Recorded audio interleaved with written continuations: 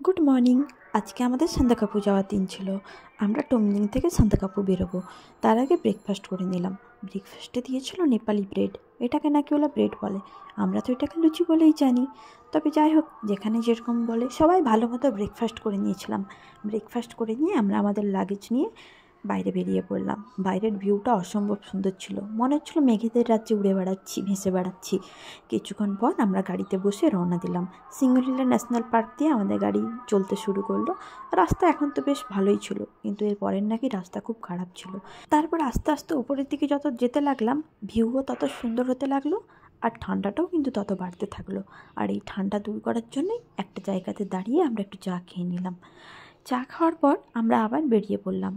এখনও কিন্তু রাস্তা খুবই ভালো ছিল, খুব সুন্দর ভিউ পাচ্ছিলাম, যেগুলো একমাত্র চোখে দেখেই বোঝা যায়। ক্যামেরাতে জানি না কতটা ক্যাপচার করতে পেরেছি, কিন্তু মনে হয় না আমরা চোখে যেটা দেখেছি সেটা ক্যামেরার দ্বারা কোনোদিনও ফুটিয়ে তোলা সম্ভব। তারপর আমরা দেখতে দেখতে চলে আসলাম কালপোখরি লেক।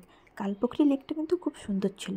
কখনো কখনো মেঘে পুরোটা ঢেকে যাচ্ছিল, আবার কখনো কখনো মেঘ সরিয়ে খুব সুন্দর ভিউ দেখতে পাওয়া যাচ্ছিল।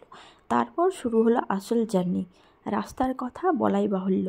রাস্তাটা যে এত খারাপ আমি ভিডিও করতে পারিনি ভালো করে।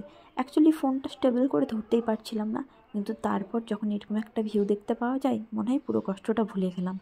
তারপর আমরা পৌঁছে গেলাম আমাদের হোমস্টেতে। হোমস্টেতে ঢুকে আমরা সব কিছু চেক ইন করে নিলাম, আমাদের রুমে সব লাগেজ রেখে দিয়ে লাঞ্চের জন্য চলে আসলাম। সত্যি বলতে, পাহাড়ের এত উপরে এসে নিয়ে এত সুন্দর খাবার পাবো আশাই করিনি। লাঞ্চটা খেয়ে জাস্ট মন ভরে গেল। লাঞ্চ করে নিয়েই আমরা একটু সাইড সিনে বেরোলাম, পায়ে হেঁটে হেঁটে। পুরোটা মেঘে ঢাকা ছিল, আবার কখনো কখনো সরে যাচ্ছিল।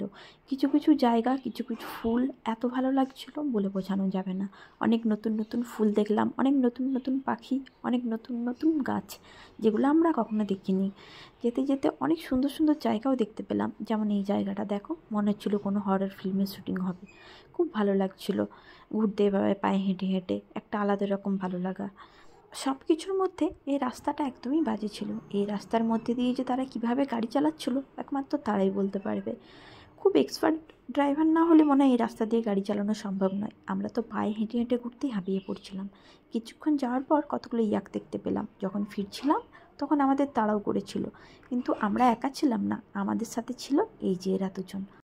আমরা যেখানে যেখানে গিয়েছি আমাদেরকে গাইড করে নিয়ে যাওয়া নিয়ে আসা সবটাই এনারা করেছেন। তারপর আমরা হোমস্টের দিকে চলে আসলাম। দেখলাম বিকেলের চা দিয়ে দিয়েছে। বিকেলের চাটা একদমই মিস করতে চাইনি। একটা আলাদা রকমের অ্যাম্বিয়েন্স ছিল ভেতরে। বিকেলে খেতে খেতে গান শোনার মজাটাই আলাদা। তবে গানটা কোনো মিউজিক সিস্টেমে হচ্ছিল না, গাইছিলেন একজন। তিনি কে আমার জানা নেই, তবে যেই হন না কেন তার গলার ভয়েসটি খুব সুন্দর ছিল। আর এই যে আমাদের সব বিখ্যাত সিঙ্গাররা বসে পড়েছে। তারপর আমরা ভাবলাম চা খেয়ে নিয়ে আমরা আজ সন্ধ্যাবেলা একটু মুড়ি পার্টি করবো, যেরকম হোস্টেল লাইফে করতাম।